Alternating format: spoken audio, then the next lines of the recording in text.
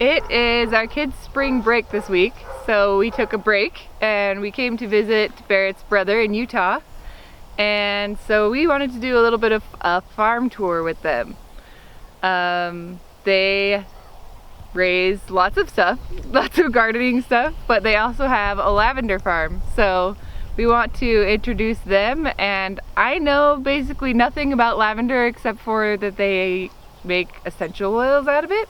So this is going to be good learning for me too, because Leslie does some awesome stuff with it. So let's do an introduction and we'll get to see what they do here.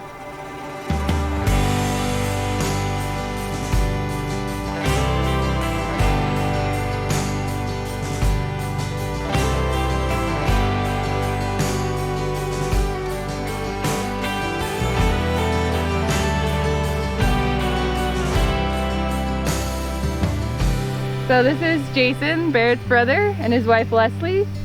They are the owners of Sweet Olive Farms. So first of all, why is it called Sweet Olive Farms when you grow lavender? It's not just a lavender farm. We're starting out with our lavender and trying to add things here and there. This year we'll be growing pumpkins and some corn in the field as well, but it's Sweet Olive Farms because when we lived in California, we went to Huntington Gardens and there's a tree called the sweet olive tree. And somehow it's amazing. It smells really good. It smells so good. So we were thinking of names. We're like, we should call it Sweet Olive because it smells so good. And we don't want to just be a lavender farm. We want to be a farm that does a lot of different things. So I like it. It's kind of how we got our name. So what made you choose lavender? So after I had Prosper, our daughter, had really bad postpartum and I couldn't sleep, and Jason was trying to figure out everything to do to kind of help me relax and get over that. And one night I was just crying on the couch and couldn't sleep, and he rubbed lavender on my feet, and within 5 minutes I was asleep. And it was like weeks that I hadn't been able to sleep very well. So we decided that we should kind of look into it, and the more we looked into it, the more we liked what you could do with lavender. You can use it medicinally or as a lotion or just an essential oil. You can cook with it. It's just so versatile that we wanted to be able to kind of see what we could do, see if we could even grow it here. And we had some land that was available to us, so tried it out. Awesome. So yeah, this is pretty much desert, right? Yep. We're high desert. We're at like 6,000 feet, and which makes the lavender really good for medicinal use. Oh. It's got a high linalool. That's what it is, linalool. That makes it more medicinal. The properties in it more medicinal. So if we can get it to grow in our soil is the problem. Our soil is really clay, and lavender does not like wet feet, so we have to kind of amend our soil so that it can drain better. That's why our lavender's up it's raised, okay, so that it can drain better, so it won't get root rot and die. Okay. Awesome. Yeah. Should we show some of our... Let's show what this lavender... Obviously, we're just coming out of winter, so it's been pretty dormant. Yeah, it's still dormant. Our secondary water is still off, so it won't start getting green until... end of April, most likely. Yeah, probably. And then by July, it'll be a full plant and ready to harvest. So it's pretty quick. That is a quick harvest. Yep. So these rows over here are called Munstead. They are a smaller plant, so we plant them closer together. And then over there, those ones are called Phenomenal, and they get really big, so they're twice as far apart as these ones. So these are an English lavender, and those are an ex intermedia, which means that they've been crossed to get the benefits of different lavender varieties. So. Awesome. Yeah, they each have different, their buds are different, different colors, their stems are different. You do different things with them, like with our Phenomenal, they're really long and more like a French lavender. They're, so you do more like decor with them, wreaths and that's what I like to do. But they also make a lot of oil, so that's why we wanted to grow them. And they're very cold hardy, which we get down to, I think our zone is a zone 4. So we get down to -30 sometimes. I don't think I've ever been through a winter that gets down that low, but these plants can go down to a -20. That's why we decided on the Munstead and the what? Phenomenal. These ones are more of a culinary lavender, so we wanted to kind of get some varieties that we could cook with and just try out some recipes. And that's why we have only a few rows of these and like 12 rows of those ones. Awesome. Yeah. I have never cooked with lavender. I've never tasted lavender. I've smelled it. It smells similar to how it tastes. Yeah. It's very tricky because sometimes it can taste like soap. So you've got to kind of decide what it can be paired with. And I'm still doing research because I hadn't tasted lavender before either until we started our farm. And it's an acquired taste. I didn't like it at first.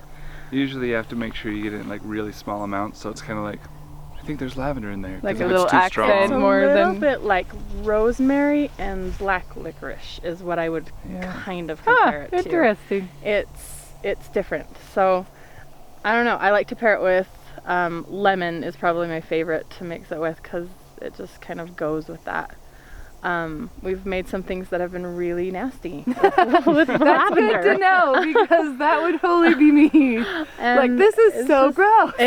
Yeah, when we first started, we were putting like a teaspoon of lavender in or whatever we were making, and they were pretty horrible. They were so gross. Like, I think I just drank bubble bath. So gross. But now we do like 1 to 2 drops and everything kind of gets a little bit better from there. We've made cookies and lemon curd is probably my favorite. Oh, our tea suckers. Yeah. Oh, those the are honey for honey. and most people like those when we make those. Let's see, what else have we made? We do kind of an herbes de Provence mix that we put on chicken. We haven't done a lot of that though. We haven't experimented with the savory so much as the sweet so far. But I like to hear those stories though because you see people's YouTube channels and blogs and stuff like that, and it's always perfect presentation, and it's not Get the it right real the first life. time, Yeah? yeah. So I love to hear those stories. Like, okay, yeah, they're the ones growing the lavender, and they still make yucky stuff. Like, I can't even remember what we made, but it was like it was honey butter. We were trying to make lavender honey butter on our scones, and it was seriously like we poured soap on our scones. So ruined the scones. I know, it was so bad. We'll have to try that again this summer when we have more lavender. But so do you dry it for the winter? yeah, so to get the oil, you have to dry it for a little while, but you don't want it to be totally dry. You just kind of want to get some of the moisture out. And then we have those sheds over there where we're going to be drying the lavender for a little while and then putting it through the still. And then some of it will be drying so that we can do decorations and just all of our little lavender projects that we do. Awesome. We'll show a little bit more of their garden stuff once we get back to their house.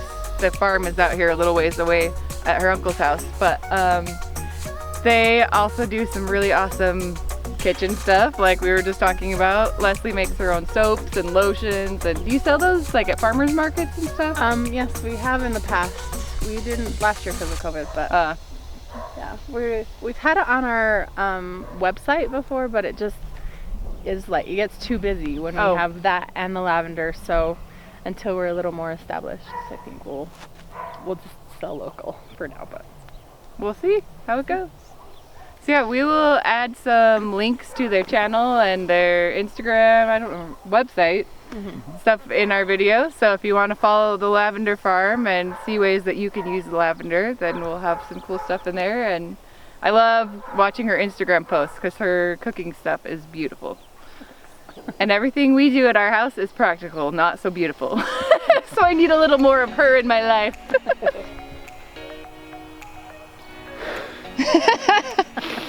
okay, but are you gonna eat it now? Am I supposed to just eat it like that? I can just eat it? Yeah, you can.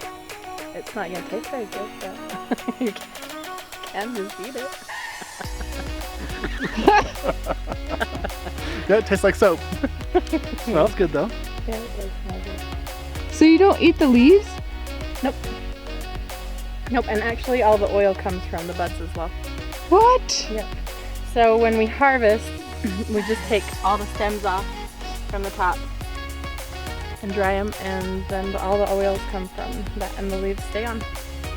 Mind blown. I know, it's not kind of a traditional herb where all the other herbs we use the leaves, especially rosemary, which is very like lavender, but nope, just the buds. I like to use the buds to decorate, like with cakes and drinks and stuff. Okay. Smells good. Another question I had is, what are some of your biggest challenges, I guess, besides water and your soil? You talked about that. I have seen some deer droppings. Do the deer eat it? The deer don't eat it. They don't have any real natural pests, especially in our area because we're so high up and so cold. We don't have bugs that eat it. And the deer, we have so many deer come through, especially in the winter. You can see through the snow that we've got so many tracks through here. They don't even touch it. It's actually a deer repellent. So if you'd plant a lavender border around some of your herbs that the deer do like to eat, then it should repel it, and it's also a mosquito repellent. So Maybe I need some lavender. yeah, Because we all know Idaho has a million mosquitoes. true. Some of the challenges, mostly it's our soil because we have such bad clay soil. The water, we have to hand water it in the winter, which is obnoxious. So that's probably and the weeds. We've got weed barrier between all of our rows, but our first year we didn't, and we were spending every week hours and hours pulling weeds. So as we grow and expand, we put a lot of weed barrier down. It's not the most beautiful thing, but you know, it saves us a lot of time. So What works? I think those three things, I mean, with any garden, weeds and water and soil. Right. That's everything. The main problems that we have, but we've kind of learned from them, and I guess it's still successful. I mean, we'll see how everything comes back this year, but.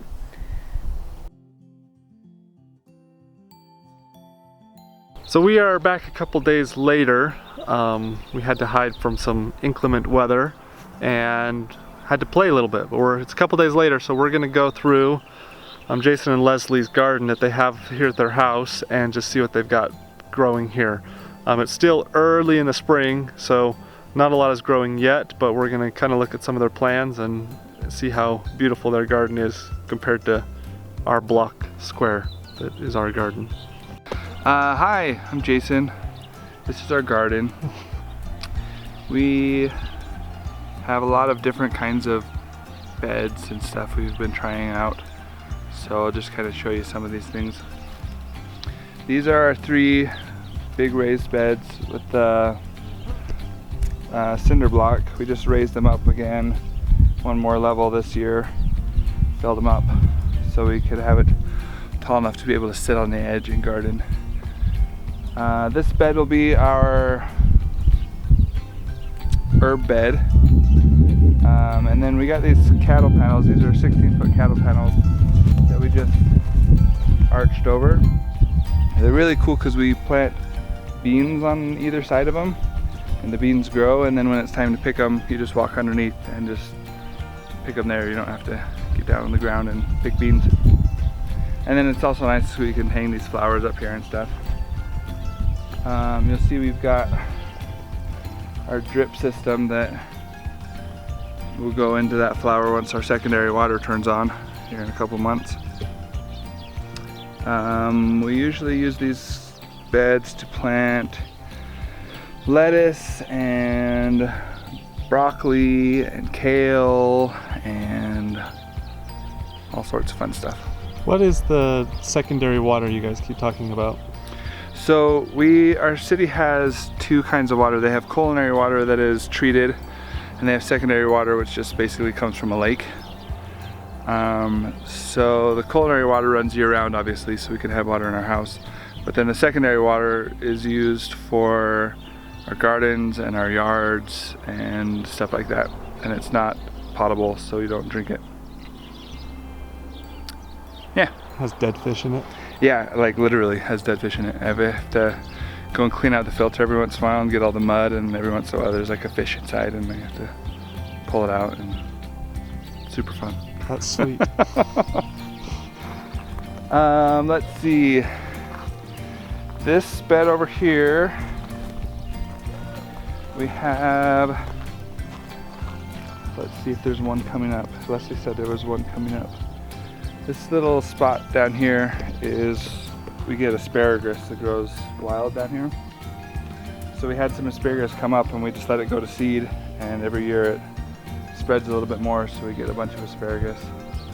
And this time of year, it's just starting to come up. We had to burn all this because you can't till it because it'll tear up the asparagus, the roots and stuff. But we burn it, and then a couple weeks later asparagus starts coming up. We've got one that's about that big right now, but this whole thing will be full of asparagus eventually. And then we just built this path this year. We have a rhubarb over here, so we're kind of moving some of that, and it's the first thing to come up in the spring. These little leaves down here will get about 3 feet high. We make rhubarb syrup and rhubarb cake, and we give it all away to a lot of people because not many people grow rhubarb apparently. Over there where you see the grass lines, that's where we planted our carrots. Carrot seeds are really small, really fine, so if you bury them too deep in the dirt, they won't grow, they won't germinate. But if you leave them on the top, then they blow away. So we do just a little trench, fill it full of carrot seeds, and then put the grass on top to keep it down, hold in some of the moisture. So that's what we do there. This little guy here is where we plant our peas. We have to have something for the peas to grow up. So sometimes we'll make pea fences from the cuttings from our apple trees. And we cut off all the suckers. They're just these really long, tall, straight pieces of wood. So we'll bend those into fences and stuff. But this year we're just using cattle fence. And then these big cattle fences over here, we will plant our tomatoes by. We always plant marigolds by the tomatoes, in between the tomatoes, to keep the bugs out. The strong scent from the marigolds keeps some of the more pernicious bugs away. And then we usually will hang bars of, you see kind of over in the corner there, there's some bars of ivory soap. What's it called? Irish Spring soap. The Irish Spring? Yeah, we'll hang those on this fence too to try to keep the deer away. We have lots of deer who come through our yard and like to munch our vegetables, so we try to keep them away. And then these ones are all new this year. We built these 3 little ones for the kids to grow and play with, so we'll plant some sugar snap peas and raspberries and just things that they can pick off and eat when they want. So they get to help garden and they get to eat stuff. And then over here we have our big raspberry bed. We'll run some wires across this for them to grow and climb onto. So we did these, I think, 12 feet, a little path in between. And then we have our trees. So right behind you is a pear tree. And this one's a tart cherry tree. And then we have a bunch of different varieties of apple over there. This big one's an apple tree that grew from seed, so it's not really like a specific variety. So over here we have some peach trees we planted last year. These ones, I didn't expect them to get any peaches on them, but they actually did last year. They're getting bigger this year. This one in the end had it by the house. I'm trying to espalier it, which means make all the branches short and kind of going up to the sides so it's pretty for its house. But it didn't work very well, so we transplanted it this year. Hoping it stays alive. So we cut off a bunch of the roots.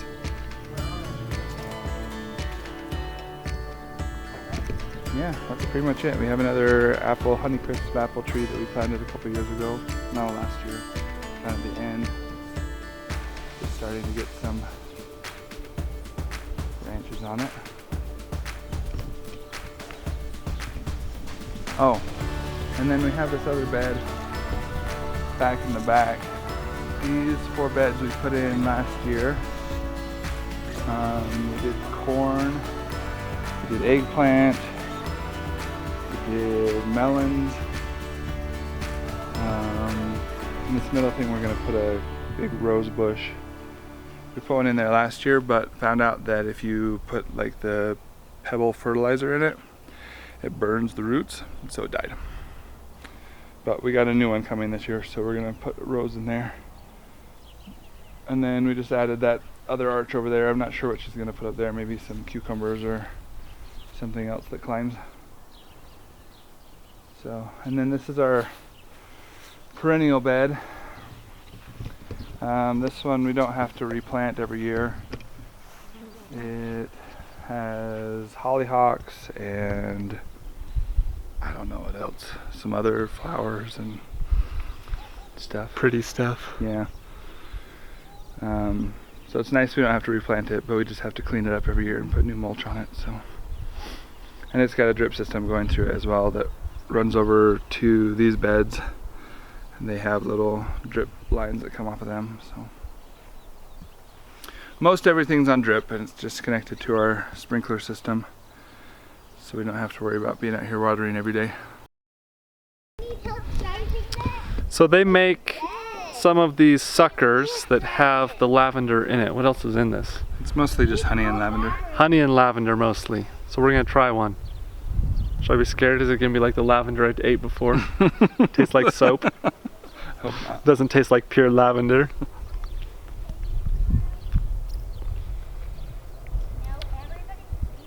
It's good.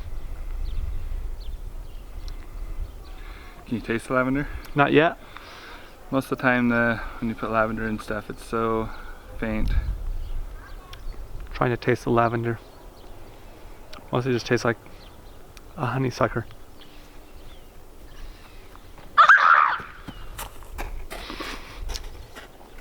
I don't know what that was. Definitely tasting lavender now. Yeah. Tastes good. Now what? Bring it here. I'm not handing it to you. Now what? No! So this lavender sucker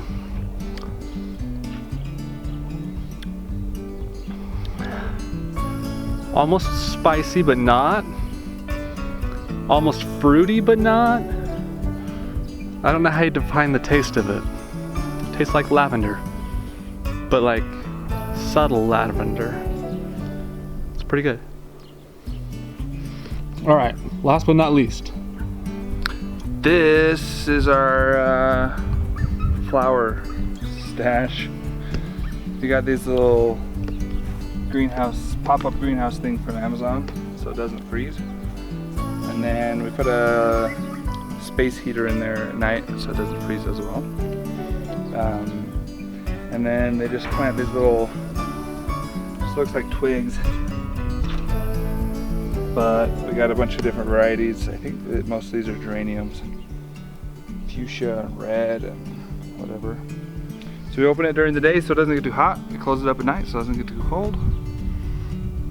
And then we'll have a bunch of flowers everywhere. That's what we're talking about, pretty things. We don't plant flowers, we just plant food.